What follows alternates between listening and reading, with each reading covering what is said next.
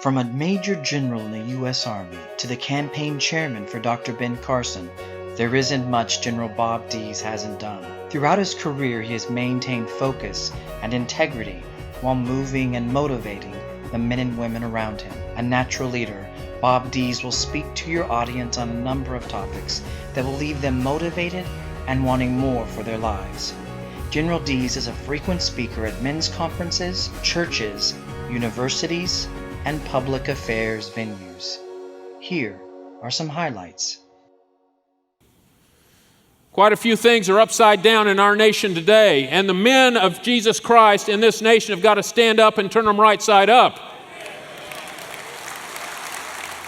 St. Augustine said, when you want God as much as you just wanted air, you'll be in the right place, following hard after Jesus, following hard after your Lord, fulfilling God's full potential in your life. How much do we want God, men? How much do we want God? Do we want God as much as we want air?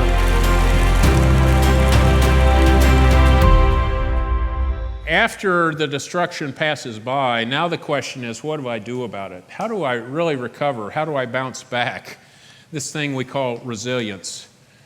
And so in our own lives, as we encounter trauma, have we cultivated the ability to be a tennis ball to truly bounce back, or are we a smashed egg and nobody can ever put us back together again?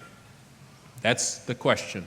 Trauma is often a golden opportunity for God to revalidate our calling, to point us in a new direction, to breathe new life into us in different ways.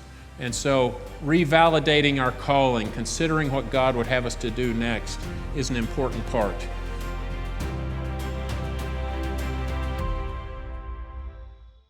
In 1994, Kathleen and I were in Holland. She was on a muddy drop zone, and I was up above in a Dutch C-130 aircraft getting ready. And, it's 1 minute, outboard personnel stand up, inboard personnel stand up, hook up, check static lines, check equipment, and it's getting serious now. You're getting ready to jump out of this airplane, perfectly good airplane that always puzzled me, Okay.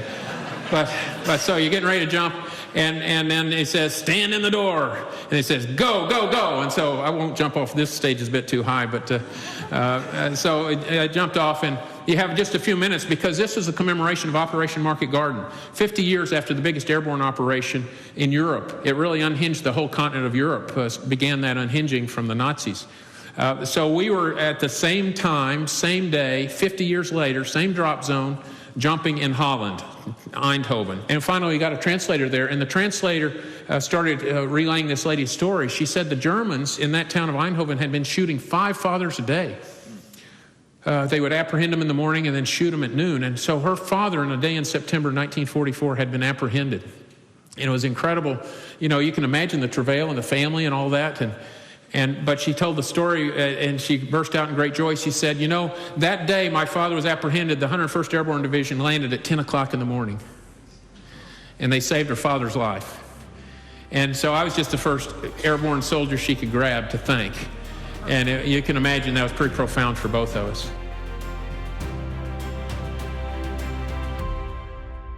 The reality is that my whole life experience also has prepared me for this moment in time. I believe strongly in Dr. Ben Carson and what he stands for, his values, his courage, and I'm gladly supporting him. I have found, as I've worked with him as previously his national security advisor, that he has all the right reflexes.